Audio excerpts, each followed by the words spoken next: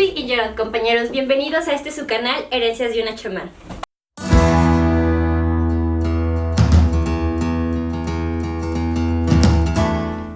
Bienvenidos de regreso, mi nombre es Jazmín Sánchez Pérez, soy especialista ritual en medicina tradicional indígena y mexicana. Y les quiero dar la bienvenida a este nuevo lugar. Estamos en Raíces con Alas, un gran espacio que me fue prestado en estos 5 años de este nuevo comienzo aquí en la Ciudad de México, en el sur de la Ciudad de México sobre todo. Y fue increíble despertar, abrir las ventanas y tener la grandiosa vista del Popocatépetl y el Iztaccíhuatl de este lado, salir a la calle y también tener a la Jusco. La realidad es que es un lugar preciosísimo y bueno, siéntanse cómodos en este nuevo espacio.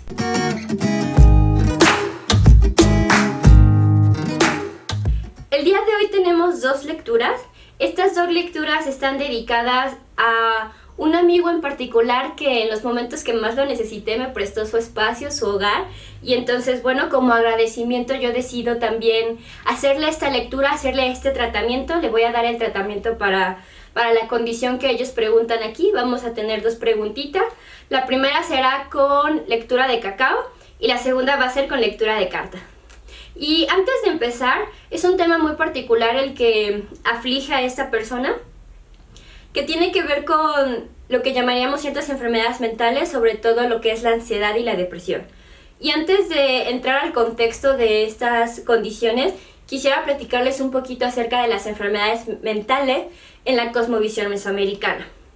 Era muy curioso porque, a diferencia de cómo podrían ser vistas hoy en día, ciertas enfermedades congénitas, cuando uno nacía con ciertas peculiaridades, entre ellas deformaciones físicas y también condiciones mentales, eran gente muy especial, tan especial que Moctezuma, el último Huey Tlatoani de México Tenochtitlan, tenía un zoológico dedicado a estas personas.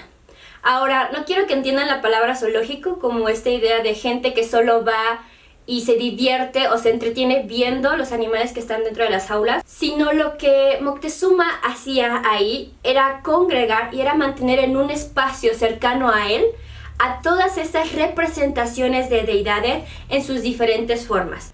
Dentro del zoológico tenía también la jaula de las fieras, donde había jaguares, coyotes, linces, pumas, tenía todo un reptario, tenía un aviario.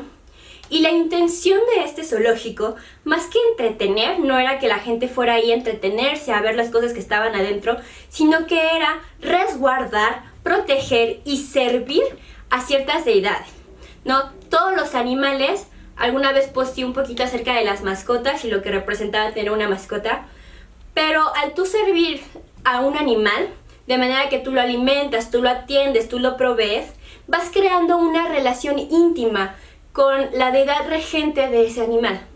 De tal manera que puedes tú adquirir ciertas cualidades de este animal.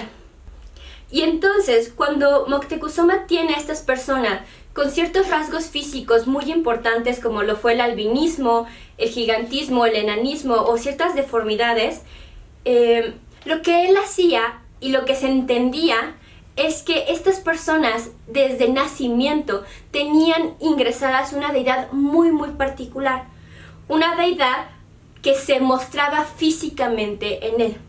Y entonces él les daba un lugar en este zoológico, de manera que eran atendidos, posiblemente muy muy bien atendidos, ya que había más de 600 personas atendiendo todo el zoológico, y los tenía ahí para poder empezar una relación con esa deidad en particular, representada físicamente en el malestar o en la deformidad de la persona. Y entonces, cuando hablamos de una enfermedad mental de grados grandes, ¿no?, como lo es por ejemplo la esquizofrenia, posiblemente el síndrome de Down entre un poco dentro de esta categoría, estamos hablando de personas que tienen ingresada una deidad en particular. Ahora, dependiendo de la relación que se tenga con esta deidad impregnada en el cuerpo, vamos a tener de cierta manera rasgos más violentos o rasgos más tranquilos. A veces los episodios esquizofrénicos, por ejemplo, se pueden dar de una forma muy violenta, casi muy parecido a lo que sería como una posesión, ¿no? Este concepto de películas que tenemos de las posesiones demoníacas, podemos hacer una analogía de cierta manera a lo que sería tener un espíritu que te habla, ¿no? Y no es que estas personas estén locas. El hecho de que podría ser la definición de locura, ¿no? El hecho de que los demás no puedan oírlo no significa que lo que él viva o en lo que él oiga o lo que él vea sea mentira, ya que esta persona lo tiene dentro de sí.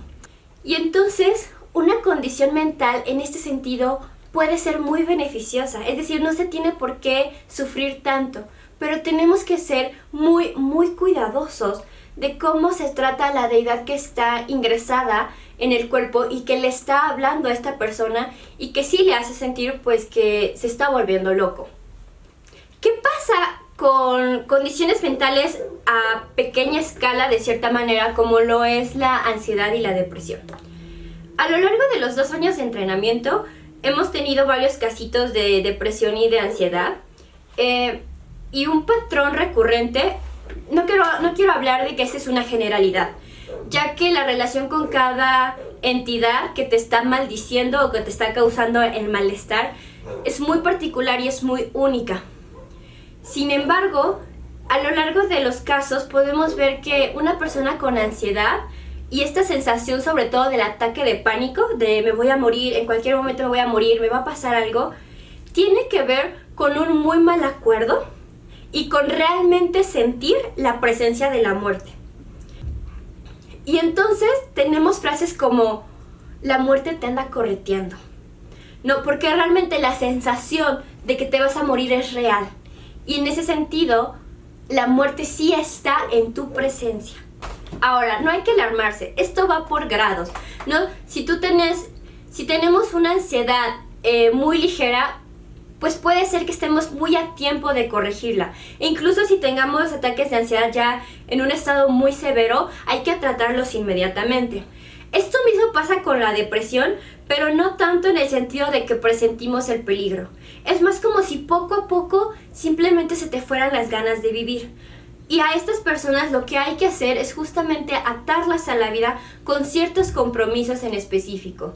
Y también, claro, reparar la relación que se ha roto, de manera que, porque esta persona no se conecta a la vida y cómo la podemos conectar. Y entonces empecemos. La pregunta del día de hoy justo es, ¿se me va a quitar la ansiedad? Entonces tenemos nuestros granitos de cacao y queremos saber, ¿se me va a quitar la ansiedad?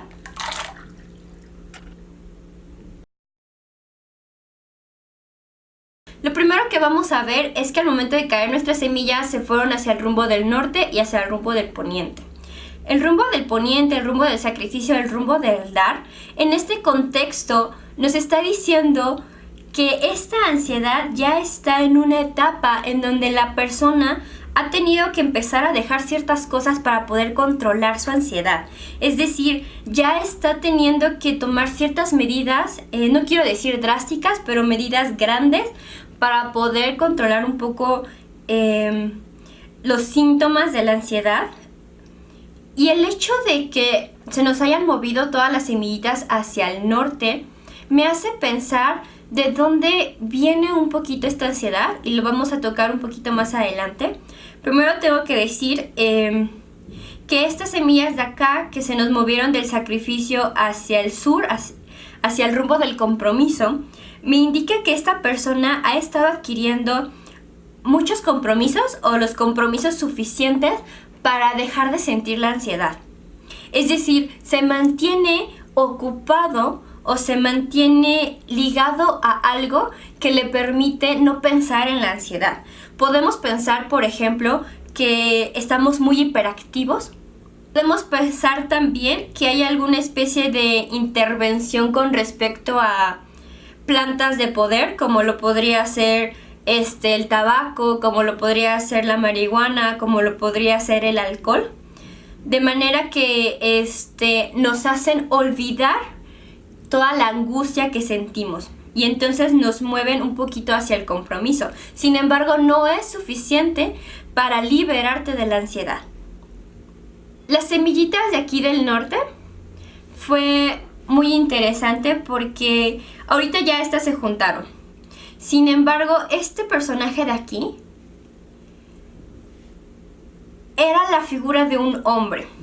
Y el hecho de que esté en el rumbo del norte me hace pensar que van a ser posiblemente muertos, posiblemente hombres, es decir, un hombre muerto en la familia, el que le está produciendo la ansiedad a esta persona.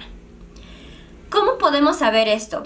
Hay que preguntarnos, después de esta lectura, si vamos a tener familiares que murieron, sobre todo familiares varones, que murieron en condiciones muy feas, es decir, un asesinato, un accidente, ¿no?, automovilístico, una muerte muy fuerte que haya incluso impactado a las futuras generaciones. Y entonces tenemos que esta persona de aquí no puede descansar en paz.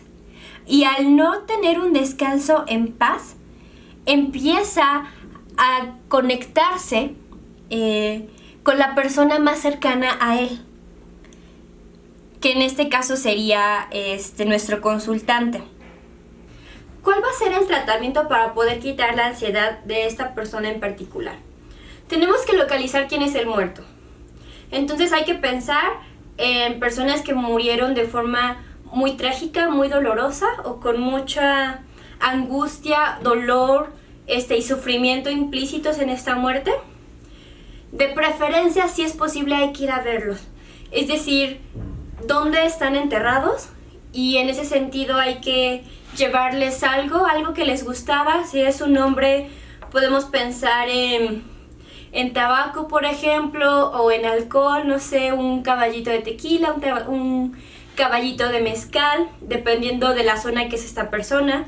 Si en el caso de que no se sepa dónde está el cuerpo, es decir, dónde está enterrado, sería muy bueno que en la casa le hicieras un pequeño altar de muertos, es decir, un pequeño altarcito, pusieras su foto, le pusieras el papel picado, le dejaras la fruta, todo lo que se haría en un ritual de el Día de Muertos, ¿no? Pero en tu casa lo tengas durante un tiempo y veas qué tanto baja tu ansiedad. También recomendaría mucho comer avena por las mañanas.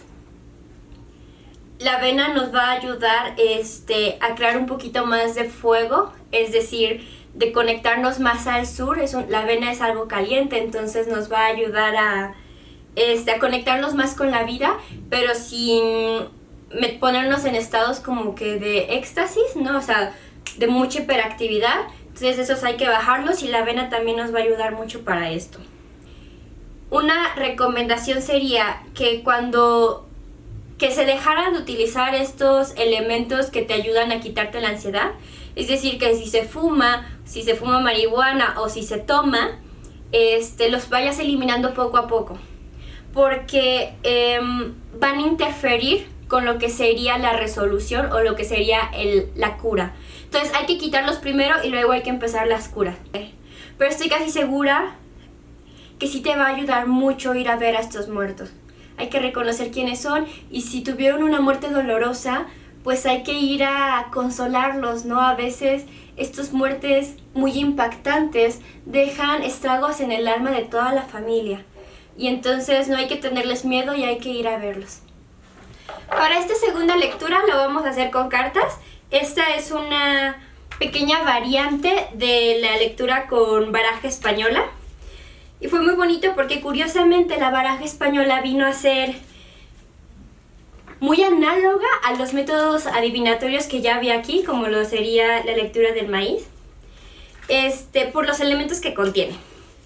Y entonces vamos a hacer un método, hay varios métodos, a mí me gusta mucho este en particular, que va a ser el que vamos a utilizar.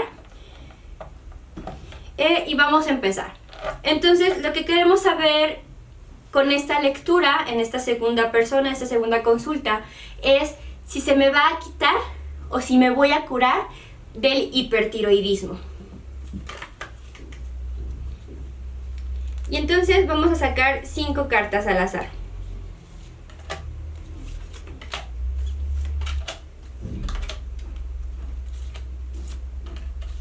Se ponen en forma de cruz, que ustedes no pueden verlo muy bien, pero no se preocupen, se las iré enseñando. Y la carta del medio es la carta de la situación actual de la persona. Es decir, ¿cómo nos encontramos en este momento? Vamos a tener un príncipe amarillo, un príncipe Quetzalcóatl. El rumbo amarillo, el rumbo de Quetzalcóatl, es el rumbo del oriente. Es el rumbo de la visión, de los comienzos, de los sueños, de las ideas. Es donde todo se conoce por primera vez, ¿no? Donde se planea, donde tuviste la primera visión, por ejemplo, para iniciar algo. El príncipe es el que da, el que entrega, el que se sacrifica por los demás. Y entonces esta primera carta nos está diciendo que hubo una idea que se dio, que se dejó ir. En ese sentido, que se tuvo que sacrificar posiblemente para que otra idea nueva entrara. Pero hubo una idea que fue entregada por esta persona. La carta de la izquierda va a ser el pasado, es decir, una decisión o un momento en el tiempo que nos llevó al estado actual. Tenemos una princesa del norte. Okay. El norte, el rumbo de Tezcatlipoca, es el rumbo de la libertad, es el rumbo de la muerte. Tezcatlipoca también era el patrón de la música, es el rumbo de las artes y es el rumbo del dinero y de los negocios. La princesa es aquella que libera. Y entonces tenemos una princesa del norte, una princesa que está liberando incluso la libertad misma. Esto podría ser una carta un poquito interesante porque nos está hablando del punto máximo del rumbo del norte, el punto máximo de libertad, el punto máximo de muerte. Y habría que ver un poquito el contexto, vamos a irlo leyendo poco a poco. Pero posiblemente esta carta no es muy favorecedora en este momento. Vamos a ver qué es lo que sigue. La tercera carta del centro a la derecha es la carta del futuro. Dependiendo el pasado y nuestro presente, esto sería a lo que llegaríamos si se sigue en este rumbo. Tenemos un 8 del norte. El 8 tiene que ver con el rumbo del poniente, con el rumbo del dar. Es un número poderoso para el norte porque es un número alto. Si consideramos del 1 al 13, el 8 es un número alto. Y entonces vamos a tener un sacrificio muy grande de libertad. Un sacrificio muy grande de dinero, un sacrificio muy grande de algo que nos vamos a tener que desprender. De aquí vamos a tener la ayuda, la carta de aquí abajito, y vamos a tener una reina del norte. La reina es la que se compromete, es la que inicia las familias.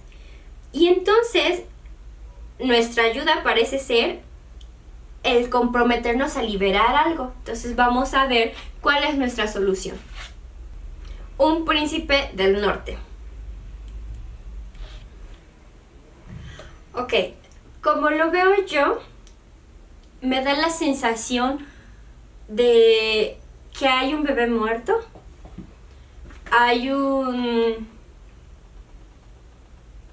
no sé si sea un bebé o si sea un niño, o si puedan ser varias muertes en la familia. Pero me da la impresión de que es un bebé, muerto. Esta muerte hizo que entregáramos cierta visión. Yo no sé qué tanto pueda ser, de hecho, la visión de ser madre. O sea, en el sentido de que no vamos a querer serlo, o vamos a pensar que no es bueno serlo. Sin embargo, esa sensación o esa idea solo nos va a llevar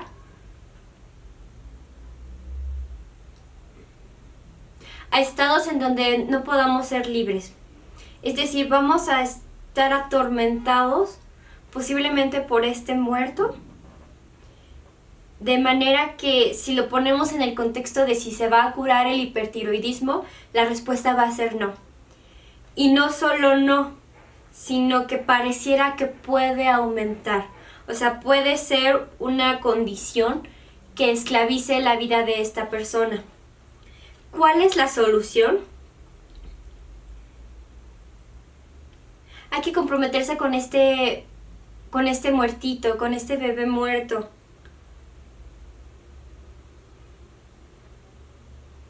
Y hay que entregarlo a donde pertenecen. Hay que reconocerlo. Vamos a empezar por reconocerlo. Si es